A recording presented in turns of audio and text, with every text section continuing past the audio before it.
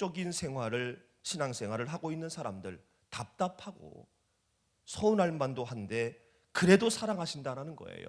어떻게 해요?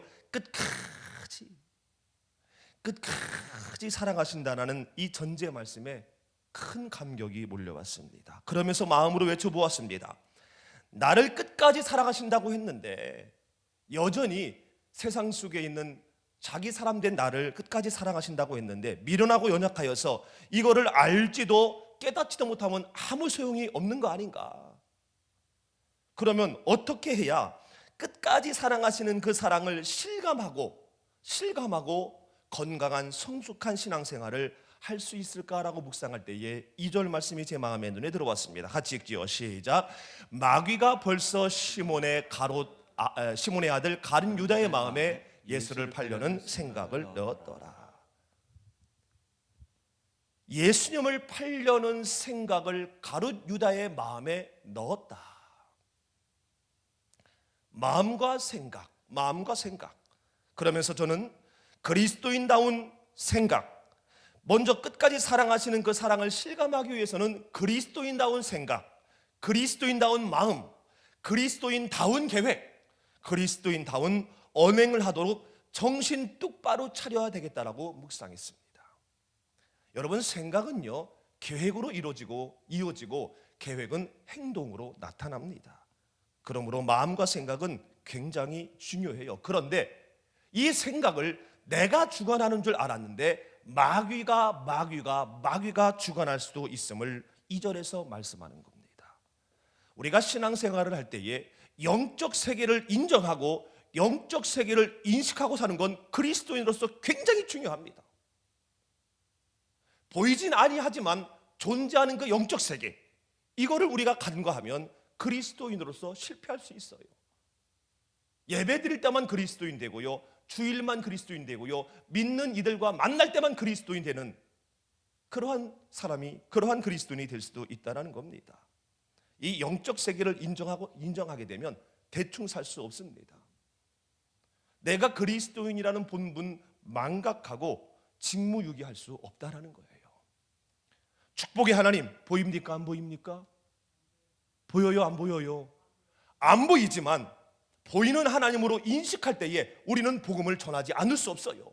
선을 행하지 않을 수 없다라니까요. 이 영적 세계를, 이 하나님을 인정하게 되면, 인식하게 되면 더불어서 저주의 사탄 마귀의 존재 있습니다. 보이지 아니하지만 이 존재를 인식할 때에 우리는 죄 앞에서 단호해질 수 있어요. 죄 앞에서 민감해질 수 있고요, 죄 앞에서 우리는 흔들리지 않는 능력을 갖게 된다는 겁니다.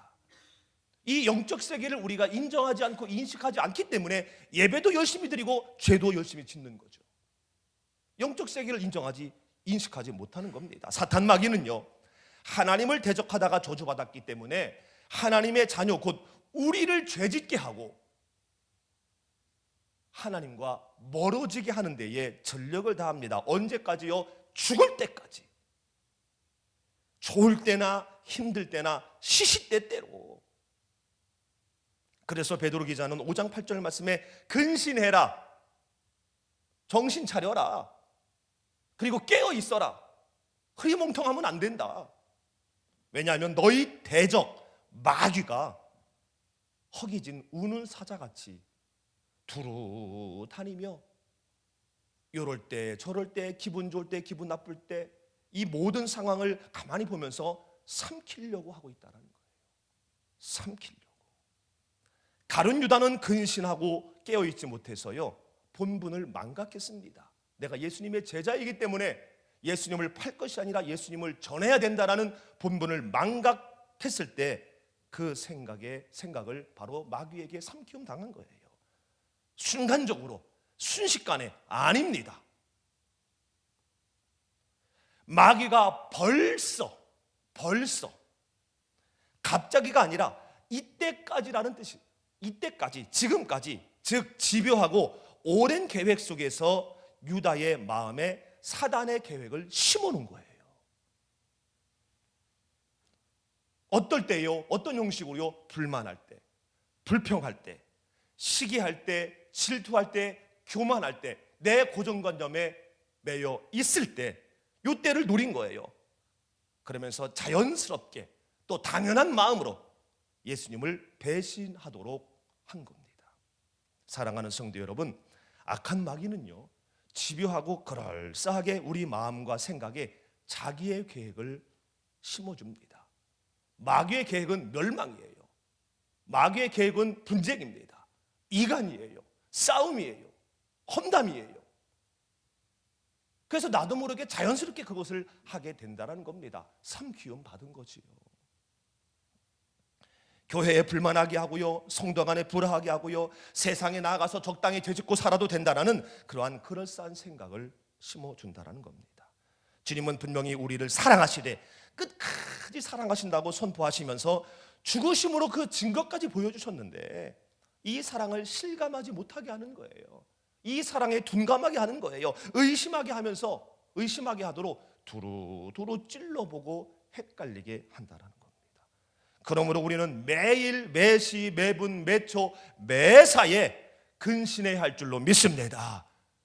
근신해야 할 줄로 믿습니다. 정신 차려야 할 줄로 믿습니다. 그리스도인이라는 사실 망각하지 않도록 십자가의 거울로 내 자신을 매일매일 비춰봐야 된다는 거예요.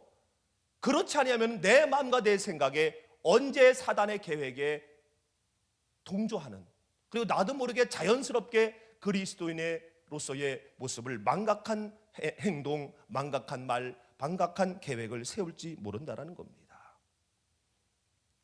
매일매일 내 자신을 십자가의 거울로 비춰볼 때에 끝까지 사랑하신다는 그 주님의 사랑으로 나도 손해보고 나도 나눠주고 나도 용서하고 천국을 전하는 그런 능력의 삶을 살게 될 줄로 믿습니다.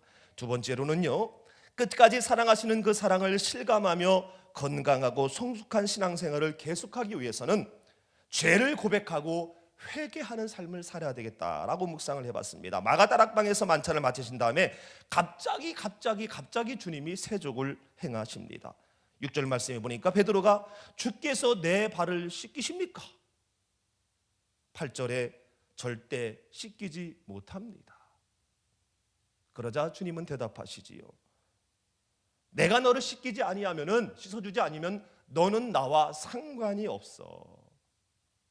그러니까 놀란 거예요. 주님과 상관없으면 큰일 나잖아요.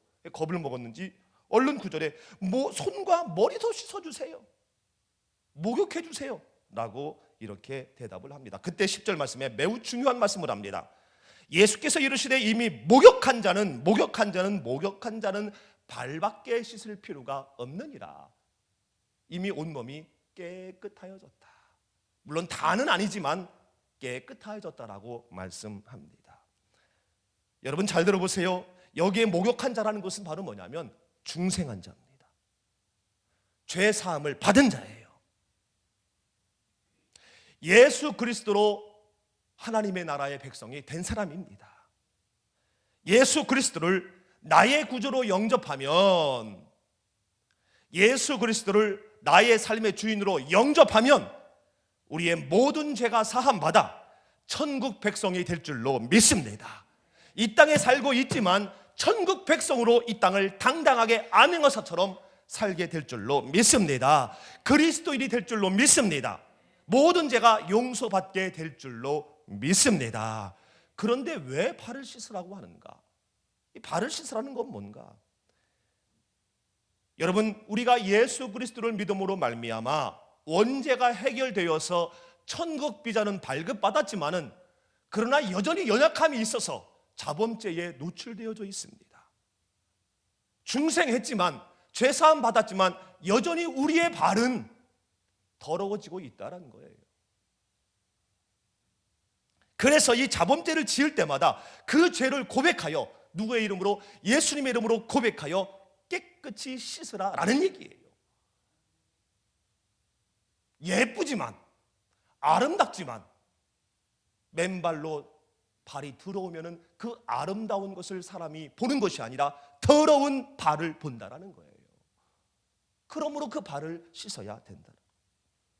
그래서 요한복음 1장 9절 말씀에서는 만일 우리가 우리 죄를 자백하면 저는 미쁘시고 의로우시기 때문에 우리 죄를 사하시고 모든 불의에서 우리를 깨끗하게 하실 것이다. 발이 아무리 더러워도요, 씻으면 깨끗해지는 거예요. 그냥 있으면은요, 꼬질꼬질해서 그 때가 발에 아예 인백기듯이 그냥 달라붙는 거예요. 여러분, 죄는요, 그리스도인으로서 흠집을, 그리스도인으로서 어울리지 않는 그러한 모습을 가져다 주는 게 바로 죄입니다. 여기서 말하는 죄는 자범죄입니다. 죄는 사망이에요. 내 마음도 죽고요, 생각도 죽고요, 판단력도 죽고요, 계획도 죽고요, 나의 삶도 죽어요. 결국 영도 죽을 수 있기 때문에 영적 세계를 인식하지 못하여 삶이 죽어가면, 엉망이 돼버리면, 직무유기하면 영도 죽을 수 있기 때문에 씻으라는 얘기예요. 매일매일. 나도 모르게 더러운 발이 된 나의 입술, 나의 생각, 나의 행동, 나의 판단력, 예수님의 이름으로 매일매일 씻으시기를 주님의 이름으로 축원합니다. 씻지 아니하면은 예수님과 상관없게 될 수 있다는 거예요. 매일 고백하고 결단해야 된다는 거예요. 예수님의 이름으로 고백하십시오. 예수님의 이름으로 고백하십시오. 우리에게 천국비자를 발급해 주신 분이기 때문에 우리의 인간적인 실수, 죄, 예수님의 이름으로 씻을 때에, 예수님의 이름으로 고백할 때에 죄사함이 임하게 될 줄로 믿습니다. 오히려 더 죄 지을 때보다 고백한 이유가 더 깨끗하게 되어지는, 더 하얗게 되어지는 그러한 하나님의 은혜가 우리에게 있으니 주저하지 마시고 미쁘신 그분을, 신실하신 그분을, 약속을 지키신 그분을 바라보고 고백할 때에, 선포할 때에, 돌아설 때에 우리는 주님과 상관되어 이 땅에서 그리스도인으로서의 온전한 삶을 살아가게 될 줄로 믿습니다.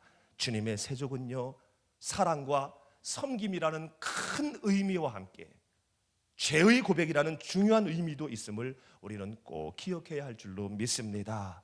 말씀을 마칩니다. 사랑하는 성도 여러분, 여러 상황 속에서 그 어떤 결과를 초래하는 변화무쌍한 내 마음과 생각을 잘 지키시기를 바랍니다.